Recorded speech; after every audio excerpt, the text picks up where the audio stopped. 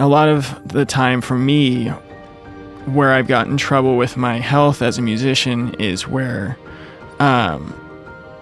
just the little things that can go a long way I don't necessarily think I have time for, or that aren't worth my time. A lot of the time when we talk about warming up, right, we're usually just talking about warming up our technique, or basically like reawakening that muscle memory in our technical aspects of being a musician. Those small preventative measures can really go a long way, right? An ounce of prevention is worth a pound of cure. An ounce of prevention could look like doing 5 minutes of stretching to get your body warmed up versus your technique, because you can't go 0 to 60 in 3 seconds and expect your body to be okay with that.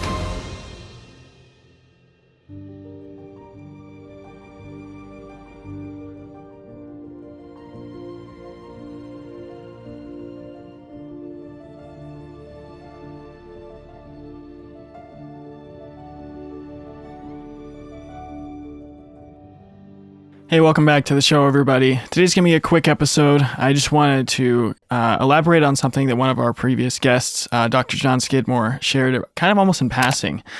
And I knew I had heard this quote before he had said it, but the quote is, "An ounce of prevention is worth a pound of cure." And I knew I had heard it before, and so I did some digging, and it turns out that Benjamin Franklin is the one who originated it. It got me really thinking about how applicable this is to, obviously, injury prevention.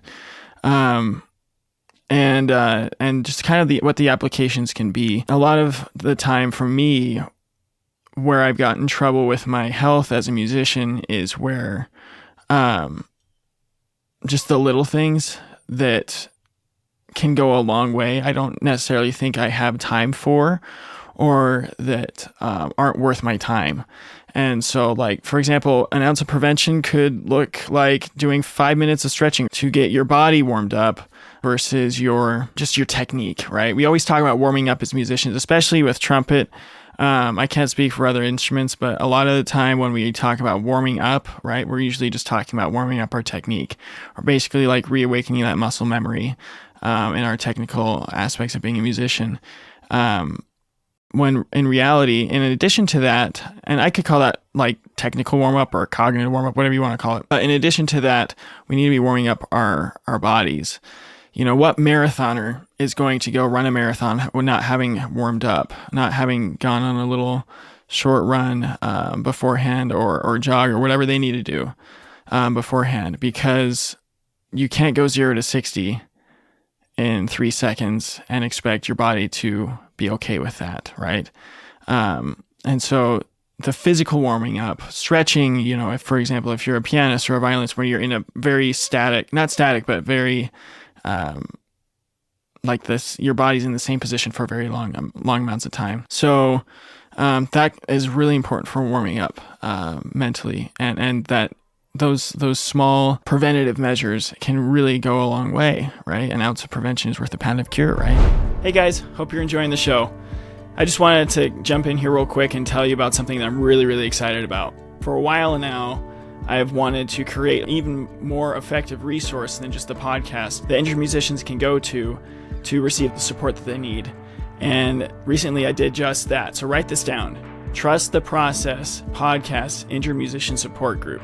I know it's a long title. We're still working on that part. But this is a place where people can go now, injured musicians and even musicians who have gone through injury in the past, and people that help musicians go through injury, where they can go to receive the support that they need, whether that be ask questions, share their victories, share their frustrations, and overall just receive the community and the support that they need in a very proactive, intentional way. And so I just ask that you guys support these injured musicians by sharing this group with them, that they can receive the support that they need. Okay, enjoy the rest of the show. Another big thing that is a topic on this show is the psychological aspect of playing, right? And so for me, that looks like meditating before I practice, or just doing breathing exercises before I practice, just coming back to the present moment and recentering myself so that the practice session, I am locked in, I'm dialed in, and I'm not letting myself getting distracted by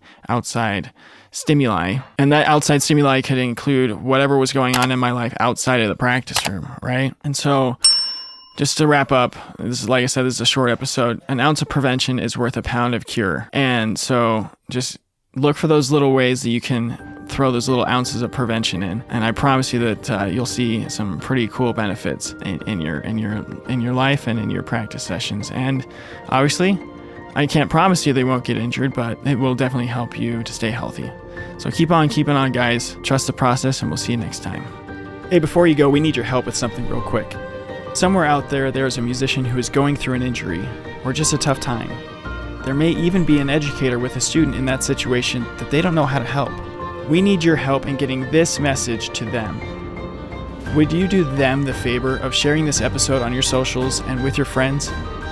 Also, cliche that it may have become, leaving a rating and a review actually does help people find us, not just boost our ego. So would you take a quick second and leave us a review so that musician can find us more easily? If you want to reach out to me personally, I would love to hear from you. Just look for the Send Us a Text Message button in the show notes of the episode. You can do that on any episode on your chosen podcast platform except YouTube. If you have a suggestion for a guest or topic to cover, shoot me an email at trustprocesspodcast@gmail.com or send me a message on Facebook or Instagram. I want to extend another heartfelt thanks to my team, without which this podcast would not be able to happen. Thanks to Daniel Baldwin, our audio engineer, Kevin West, our music and sound effects coordinator, and Dana Lovell, our promotional materials coordinator. So to all of you out there in podcast land, keep on keeping on and trust the process.